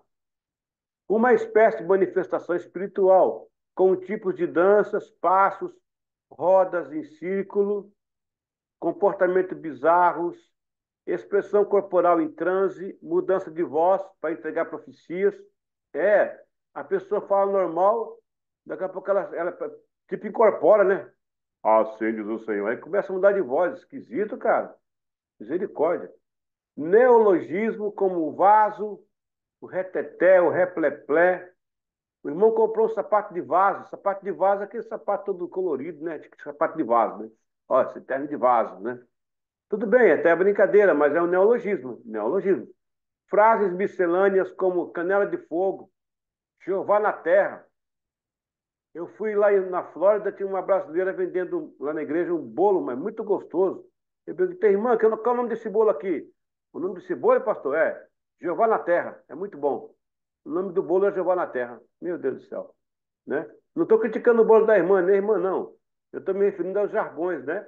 Ao neologismo, né? O neofrase. O uso de coisas e utensílios como ser consagrados a estilo Antigo Testamento. Tipo assim, eu consagrei essa guitarra. Aí você vende a guitarra, o cara vai tocar e bota a cá para berrar, né? Como é que faz? Você acabou de consagrar a guitarra, o cara vai cantar esse negócio de cá para berrar? Então, é uma coisa assim. Uma irmã comprou um carro e mandou eu ungir o carro dela. Falei, irmã, me desculpa, eu vou orar pela irmã, para a mãe não bater o carro não ter acidente. Mas a irmã já pagou o banco? Não, falta algumas letras, então não é da irmã ainda, é do banco. Então, vamos pedir para Deus abençoar você, para você pagar esse carro, né? E a Bíblia fala para ungir pele, né? A unção é na pele, não é nas coisas. Né? Ungir o enfermo. Então, aí eu orei, ela entendeu, graças a Deus, não ficou chateada, não. Eu sei conversar com educação e ensinar, né? Jargões da linguagem, regresso ao judaísmo. Eu vi uma igreja aí com o pessoal com a Arca do Concerto. Lá no púlpito, o pessoal reverenciando a Arca do Concerto. Se ajoelhando dentro da arca. Parecia assim, só faltava tirar a arca e colocar a imagem da Senhora Aparecida, né? Lá. Porque eles iam lá e se curvavam na arca, beijavam a arca do concerto. Isso é judaísmo, né? jargões na linguagem e até vestimentas a rigor. Alguém designou esse movimento como neopentecostal. Entretanto, há segmentos que destoam das bases exegéticas e hermenêuticas bíblicas, doutrinais e comportamentais estranhos, tais como o determinismo, eu determino, o triunfalismo é só vitória, a teologia da prosperidade, a bênção é financeira, você tem que ser rico, tem que ser cabeça, não cauda. Cara, se todo mundo for cabeça, vai ficar feio, vai ficar um monstro, né? A cauda é necessária, a cauda é importante para o equilíbrio, para a proteção. Meu Deus do céu. O supercrentismo, né? Você é a cabeça, não cauda, vai estar por cima e não por baixo. Então, se ele vai estar por cima, quem vai estar? Alguém vai estar por baixo, só que só ele quer, sabe? Estranho. Enfim, caracterizou-se em um movimento que desviou dos princípios bíblicos equilibrados. A vida cristã está embasada no relacionamento com Deus. E se depois disso vir bênçãos, que seja pela graça. Consequente, não uma barganha prepotente. Vou repetir. Se depois disso vier bênçãos, que seja pela graça consequente e não por uma barganha prepotente.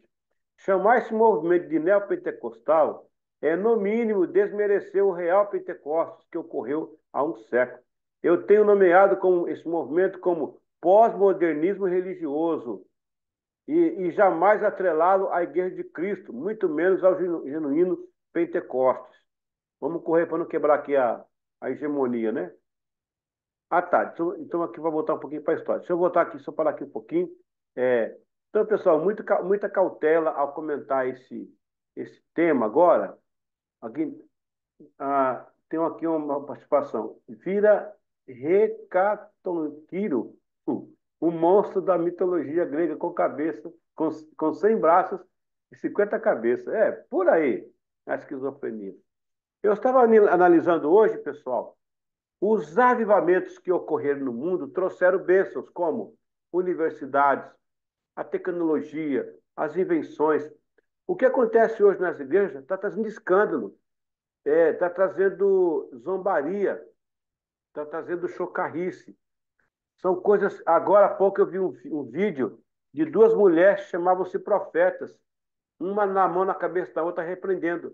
As duas profetas brigando de língua estranha ainda, né? Que coisa esquisita. Tem vídeos aí de pastores chamando palavrão no púlpito, no meio da mensagem, né?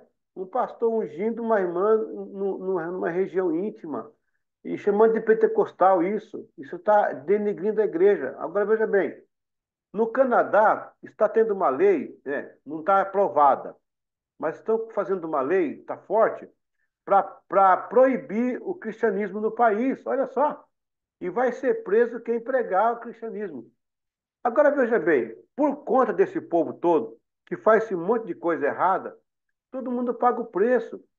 Eu lhes pergunto, senhoras e senhores, se alguém tem o dom de arrancar dente, nasceu com esse dom de Deus de arrancar dente das pessoas, né? Que ele vá para a escola fazer odontologia, saber qual a aplicação que faz na pessoa, a questão da anestesia, que é muito importante. Mas o cara vai, abre uma portinha e começa a arrancar dente das pessoas, dizendo que eu nasci dentista. Eu entendo que hoje no Brasil, você tem a igreja, qualquer um vai. Eu vi uma reportagem de pessoas mundanas que foram em São Paulo mostrar como é que abrir uma igreja. Eles foram no local, abriram o CNPJ, alugaram o salão, conseguiram o documento de pastor e fizeram culto. E tinha gente que foi lá ainda. Sabe, existe um conselho de medicina, um conselho de psicologia. Devia haver um conselho de federação de igreja, igual nos Estados Unidos. Nos Estados Unidos, eu fui pastor americano durante 11 anos. Lá não é assim. Você não pode chegar abrindo uma igreja, não, cara. Eita, você vai preso. Você pode fazer culto em casa. Mesmo assim, se incomodar os vizinhos, você é denunciado. Mas aqui no Brasil, não. O cara atravessa a rua, abre uma portinha, coloca uma placa e começa a pregar. E nos Estados Unidos, não. Você tem que ser federado. Eu fiz uma convalidação, tá? A igreja, a denominação, fez comigo uma avaliação me credenciou, eu recebi um credenciamento para operar como pastor. Por isso, no Brasil, não. Qualquer um aí, rapaz, é pastor. O cara acorda de manhã, acha que é pastor, ele pega um refrigerante de Coca-Cola, põe na cabeça e se unge. Aí fala, estou ungido agora eu sou pastor, né? Agora eu sou bispo, agora eu sou apóstolo. Essa falta de organização. Olha, o que vocês estão fazendo aqui agora comigo? Gente, é uma segunda-feira. Todo mundo aí trabalhou, todo mundo está meio cansado. A gente está aqui estudando para quê? Para não fazer coisa feia, para pregar uma coisa certa, para fazer a coisa certa, dentro de uma ética, dentro de uma moral, dentro de um princípio bíblico. Agora as pessoas não sabem nem ler a Bíblia, estão abrindo igreja e fazendo esse monte de confusão, deixando de escândalo na igreja. Quando eu fui pastor, ia falar a cidade, ó, numa cidade maravilhosa, na rua, 2 ruas para frente, tinha uma igreja, aonde o presbítero fugiu com a mulher do pastor. O presbítero fugiu com a mulher do pastor, já foi um escândalo, né? Passaram esses 2 anos, a mulher do pastor voltou com o presbítero e o pastor recebeu eles da igreja e casou os dois. Rapaz, que coisa! Está tudo errado. Né?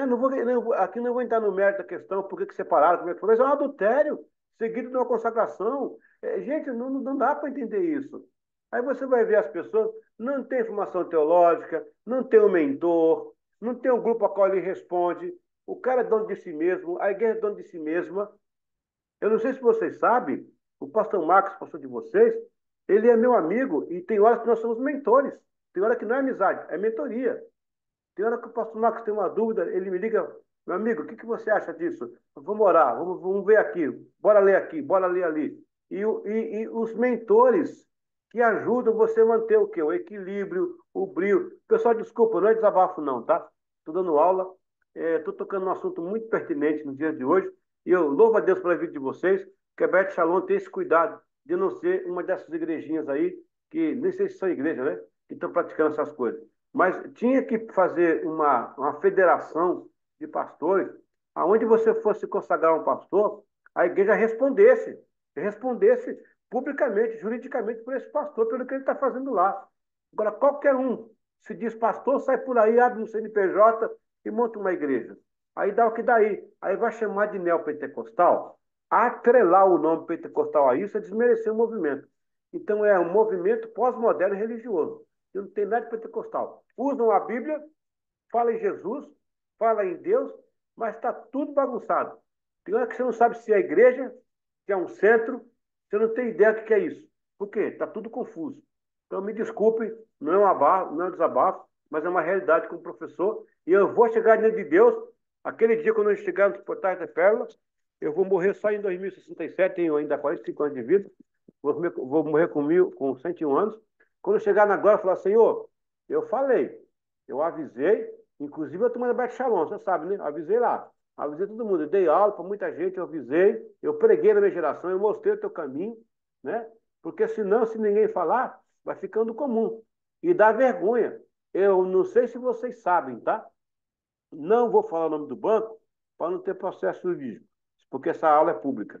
Mas tem um banco no Brasil, um banco aí, no Brasil, não é do Brasil, um banco no Brasil, um banco brasileiro, que quando você vai preencher uma ficha para comprar um carro e colocar que é pastor, o sistema já trava. O sistema do banco já lê que é pastor, já trava, não libera. Eu fui comprar um carro, coloquei pastor, apesar, não sei porque eu coloquei pastor, porque eu não tinha salário pastoral, nunca tive, na verdade, mas o sistema travou. Eu falei, rapaz, ela falou, põe minha profissão aí, põe compositor. Aí eu tenho os leritos, tenho os pagamentos. Aí quando eu comprei o compositor, abriu, eu comprei o carro. Olha que situação nós chegamos. Eu me lembro, quando eu era criança, que o pastor era uma pessoa quisto na cidade. Quando ele chegava, as pessoas ficavam em pé. O pastor chegou, está entre nós. Dava o lugar ao pastor. O prefeito perguntava ao pastor o que fazer. O delegado perguntava ao pastor. Ele ia no hospital, o hospital inteiro parava para receber o pastor. Hoje em dia é chocarrice. Falar que é pastor é zombaria. Porque estão estragando o evangelho com essas pessoas despreparadas, que não têm um mínimo de base bíblica para estar em frente de uma igreja, para abrir uma Bíblia e falar em nome de Deus. E aí faz um monte de coisa um monte de coisa errada, sem nenhuma perspectiva bíblica, pega, mistura um monte de coisa, aberra tudo. Uma própria televisão aí de rede nacional colocou um pastor que teve caso com a mulher porque ele leu na Bíblia, vai tu e adultera com ela. Ele deu totalmente errado. O repórter, que nem era repórter, falou, não, senhor, não é isso aqui que está escrito aqui. E o marido da mulher aceitou, dizendo que está na Bíblia. Analfabetismo. Quer dizer, é difícil, é difícil. Então, vocês estão no caminho certo, aprendendo. Não é que nós somos melhores, não é que nós somos. Não estou dizendo isso, mas existe uma base, né? Uma base normal para você operar. Ok? Amém? Eu quero abrir um pouquinho esse assunto, é um assunto interessante, embora são 9h15, mas até 9h30 a gente termina, queria, até 9h40 no máximo. Se alguém comentar alguma coisa, senão a gente continua aí. Ou pode ser que eu estou errado também. Tu está errado, pastor, não é isso, nada disso. Sei lá, tá com você a palavra aí, se você quiser participar. Vai lá, Kate, pode falar. Eu de novo. Eu entendo muito assim a situação de como é que tá, principalmente aqui nas igrejas do Brasil. E tipo assim, olhando assim por um lado, além da questão como é que se diz? Da ignorância mesmo, no parte do povo, às vezes eu vejo muito, o povo brasileiro é um povo que acredita muito, tem muita fé. Porém, sempre tem esses lobos em forma de cordeiro que sequestra a fé do povo. E uma das coisas que eu vejo muito é a questão de justamente ser contra o conhecimento. Eu sou uma pessoa que gosto muito de estudar. Eu gosto muito de estudar, não só a questão bíblica, mas também outras coisas também. Eu sou das ciências exatas. Eu fiz engenharia. Mas não é E progressista, não, né? sempre. Mas Hã? não é progressista, né? Progressista? Não, não, sou progressista não. Aí o que acontece? E tem muito essa questão da cultura evangélica brasileira de ser contra o conhecimento, inclusive de ser contra o conhecimento da própria Bíblia. Eu já vi gente dizendo que não é para estudar a Bíblia porque isso retira a unção. Meu Tipo, Deus. é um absurdo. É Aí um não, absurdo. aí foi É um longe. absurdo. A palavra mata, não é assim. E, tipo, como é que eu vou falar para as outras pessoas se eu não conheço se eu não conheço aquilo que eu estou professando, a fé que eu estou professando, né? Eu Pois, acho isso muito importante. Por exemplo, na escola, né? Na faculdade não, porque na faculdade ninguém liga, mas na escola, geralmente, quando eu discutia com o pessoal, tipo, o pessoal não sabia da própria fé para falar, e, tipo, é muito complicado. Além de que eu também vejo que, como o povo brasileiro é um povo muito pobre, e eles precisam dessa questão, desse alento que Deus dá, eu vejo muito como uma necessidade que eles têm mesmo de tentar se reconectar com Deus, porque tipo, não tem esse acesso, né? É muito difícil.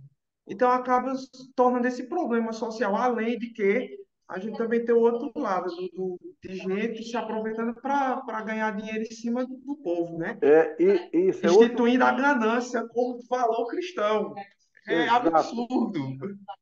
Exa Absurdo. Kennedy, isso são temas interessantes, cara, porque hoje em dia o evangelho se move, uma boa parte se move por causa do dinheiro. Por causa do dinheiro. Cara, eu não sei. Quando eu falei daquela missionária que vocês, quando me abençoaram, eu abençoei elas, essa moça, com 27 anos, está dedicando a sua vida, arriscando para interpretar a Bíblia. E tem cantores no Brasil que cobram 50 mil para cantar, 30 mil para cantar. Ah, vai para a missão, rapaz, vai trabalhar para Deus, sabe? Tem muitos pastores que rejeitam púlpito por causa de salário. Gente do céu, onde é que nós vamos parar com isso? Agora há pouco eu recebi um convite para pregar numa cidade de Minas Gerais. O pastor perguntou quanto era que eu cobrava, minhas exigências. Eu falei, minhas exigências? Olha, eu vou, se for até 400 quilômetros, eu vou de carro e de ônibus. Se não der, tem que ser de avião. Fico numa casa de um irmão, pode ser, ou na pousada, E aí, faz uma oferta de amor, tá bom demais. E o pessoal ficou assim, mas olha, no século XXI, o senhor ainda faz? Faço, não tem problema. Aí falou, porque fulano veio aqui, mas teve que dar para ele 25 mil. Falei, meu Deus do céu, não é que a pessoa não mereça, sabe? Não é isso. Mas é quando o valor tomou o lugar do amor. Tá tudo errado, gente, tudo errado. Tem hora que eu penso que eu vou para uma serra, ficar numa igrejinha de 6 bancos, quietinho lá, esperando Cristo voltar. Porque senão você fica pecando. Você começa a pecar, você fala assim, gente, não é possível, né? Que aconteça no século XX um caso desse. Mas, infelizmente, acontece. Fazer o quê, né? Professor, é o caso do individualismo exacerbado que a gente perdeu o conceito de comunidade cristã, né? Lá dos primeiros séculos, a gente perdeu. Exato, exato.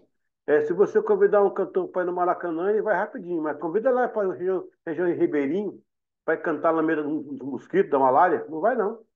Rapaz, é difícil. Mas a gente vai continuar falando sozinho, né? Igual o João Batista clamando no deserto. Bora, não tem problema não. Vamos voltar aqui na matéria e terminar, porque o Valdo precisa dormir, bichinho. Precisa dormir. Bora. Vamos lá. Azusa e a sua influência.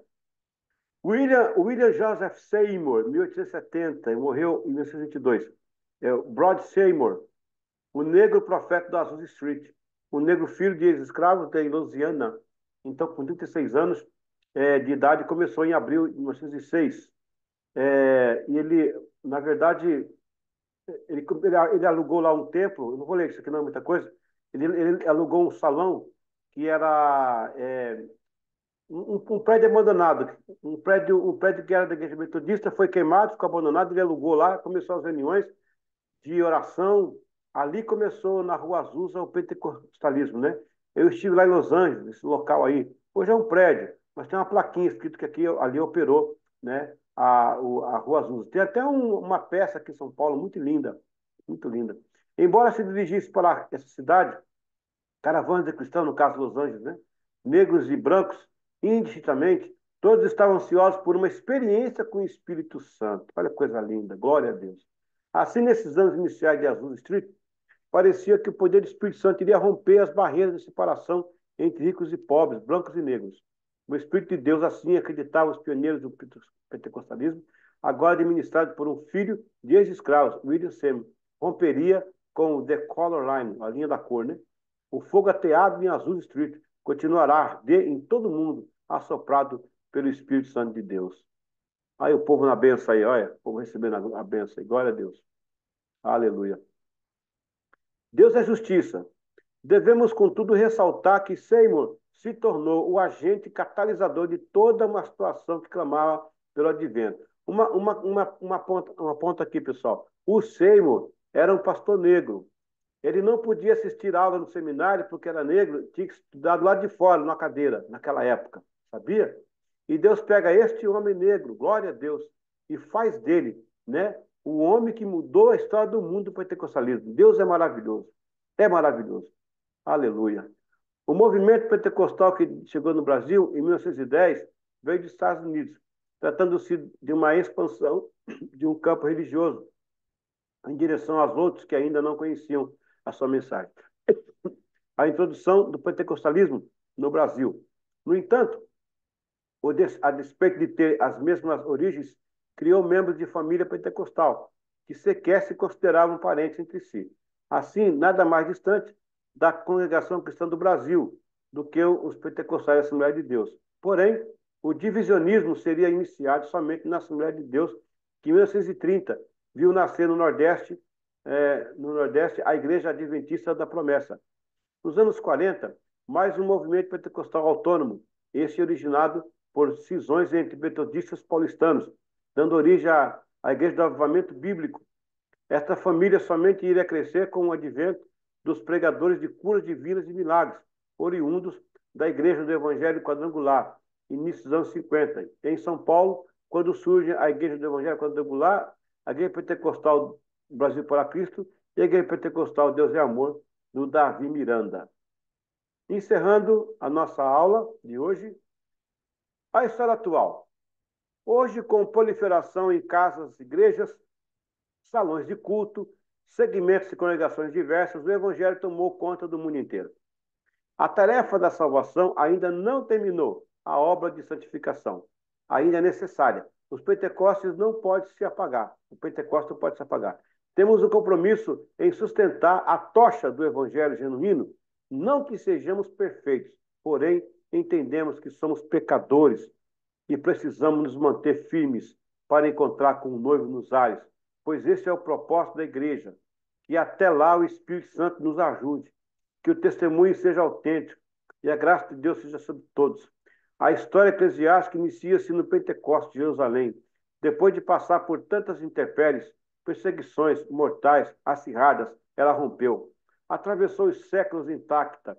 É a mais antiga instituição da Terra, que ainda vive e opera abundantemente. Nem Roma e seu império esmagador, nem os algozes da filosofia do nazismo, comunismo, nem mesmo a cortina de ferro e a de bambu, protagonizadas pela Rússia e China, tampouco a Inquisição Católica, que matou 25 milhões de crentes, não conseguiram abafar, sequer calar. Todos que se levantaram contra a igreja viraram ruínas. Hoje o Coliseu Romano, palco da morte de milhões de crentes, segue vazio, ruínas sem glória, e a igreja vence, caminha, triunfa, sob a unção do Espírito Santo. Maranata, ora vem, Senhor Jesus.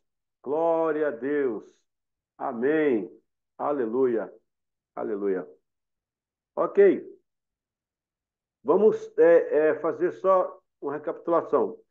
Período apostólico, patrístico, escriturístico, reforma, avivamento, missiologia pentecostal. Encerramos aqui, então, a nossa matéria História da Igreja. Muito obrigado a todos pela perseverança e semana que vem vamos para os painéis. Vai ter uma provinha antes, né? Depois dos painéis. Os É, painéis são aprovo. muito bons. Exato. E na outra semana começaremos a matéria A História dos Avivamentos, fechando o ciclo deste módulo. A abertura para alguém perguntar, alguém participar. Só o Kennedy falou aí, que mais? Ó, a Débora está com a mão levantada. Meu Deus. Débora, quer falar, Débora? Uma vez, numa sala de aula presencial, uma irmã fez 5 dedinhos para falar. Falei, não, espera um pouquinho. Ela ficou aguentando. No final da aula, eu esqueci dela. Já no final da aula, eu falei, minha irmã, pode falar? Eu falei, não, professor, era para ir no banheiro. Eu estava apertada. Eu falei, ai, gente, tadinha, passou mal. Acho que a mãe Débora levantou a mãozinha, acho que era para ir, né, para sair. Amém. Professor, é porque ela não está conseguindo desmutar. Você consegue desmutar ela a partir Ah, daí? peraí. Aqui, vê se vai aí. Ask to unmute. Já pedi. Já pedi. Se quiser falar no chat aqui também dá. Deixa eu ver aqui. Sei que você aqui sabe, né? Amém? Quiser mandar aqui no grupo, Débora, fica à vontade também para mandar, viu? Abri o grupo. E a Belinha tá firme, né, Belinha? Tá firme aí? Glória a Deus. Amém. Aleluia.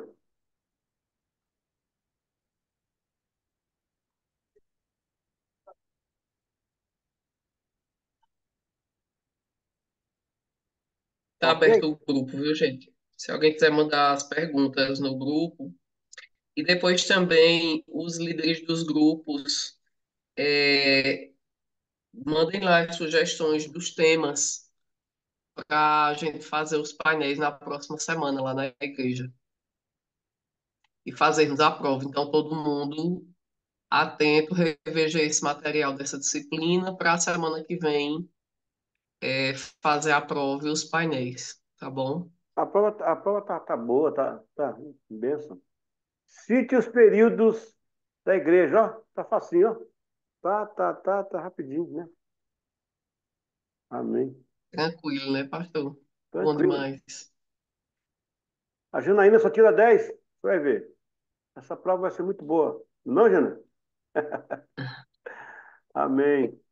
Ok, pessoal. Então, Professora, tem mais alguma informação para dar aí? Estamos chegando no É, final, hein? Pastor Eliseu, por favor, e por nossa cidade, pelos irmãos que estão ainda nesse momento, tem alguns bairros que estão sem conseguir acesso para o centro da cidade, né? Alguns com problema de energia elétrica e alguns irmãos que estão, né, enlutados ou passando por algum problema de percas materiais. Sim, sim. Ore por nossa cidade e por nós também. Amém, pessoal. Vocês vão ver na próxima matéria, como Deus ouve as orações, né, de uma cidade. Vamos clamar para que o Senhor possa dar vitória e sabedoria agora para saber fazer as decisões, né?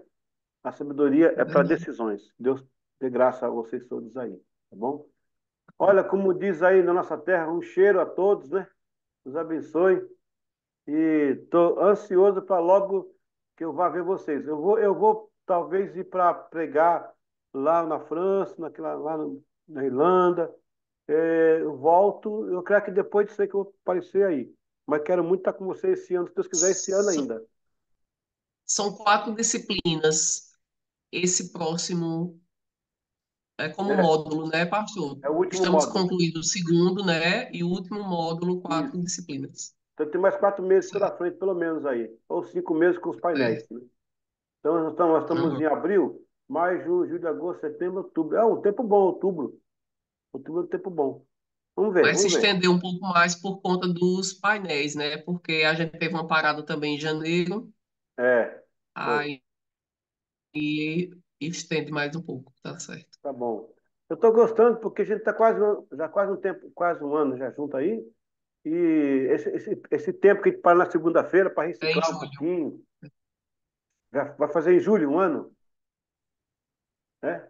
Já fez um ano já não? É, Já fez um julho. ano. A gente para segunda-feira para reciclar um pouquinho, pensar um pouco, Vai fazer é, em julho, um ano. e crescer um pouquinho, né? Isso é muito bom. Espero que vocês tenham usado esse material, tenha, de certa forma, também comunicado, né? Os irmãos querem a continuação, viu? É mesmo? Perdão. Os irmãos querem a continuação depois de outros cursos. Opa! A gente pode, igual o É, pessoal, por exemplo, ó, o pessoal da Inglaterra, eles fazem os extras curriculares, né? As disciplinas que não estão aqui, sim. porque essas disciplinas aqui, elas são uma disciplina, os expoentes da teologia, os expoentes, a força bruta. Mas tem algumas, por exemplo, se eu fosse colocar para você, paracletologia, que não está aqui, né? Heresiologia, uma outra. São várias. A gente pode, igual na Inglaterra, eu monto a disciplina, comunico a eles se reúnem e no mês faz uma disciplina, ficam super felizes, né? Isso é muito bom. Bom, A turma da África também está super animada lá, o pessoal. Eles me chamam de apóstolo, eles me chamam de apóstolo. Olha, gente, eles são demais, aquele povo. Eles dançam na sala de aula, eles dançam na aula deles, eles dançam. Que legal. Outra coisa, lá fala português, mas eu falo a matéria e depois o professor explica o que eu falei. Dá para entender? Fazer o quê, né? Tá bom. Gente, um abraço a todos. Aí a Elisa, a Débora, a Andresa, o Devaldo, amém. a Maria, a Jaque, a Jaqueline, o Valdo, o Nedilson, a Belinha, a Janaína, o Kennedy, a professora Sara. Se tem mais alguém que eu não estou vendo aí, um abraço a todos e, se Deus quiser, até a semana que vem. Amém? Se Deus quiser. Boa noite a todos. Amém. Bom descanso. Ó, Amém. coloque o Júnior é ausente, viu, Júnior? Coloque aí ausente, o Júnior, viu? Coloque Tá aí. bom. Olha, que Deus A falta abençoe, em dê graça a julho. vocês aí com essa chuva aí, que Deus dê graça, muita Sim. graça mesmo, viu? Vamos estar aqui orando. Amém. Tá chovendo novamente aqui. Coloque.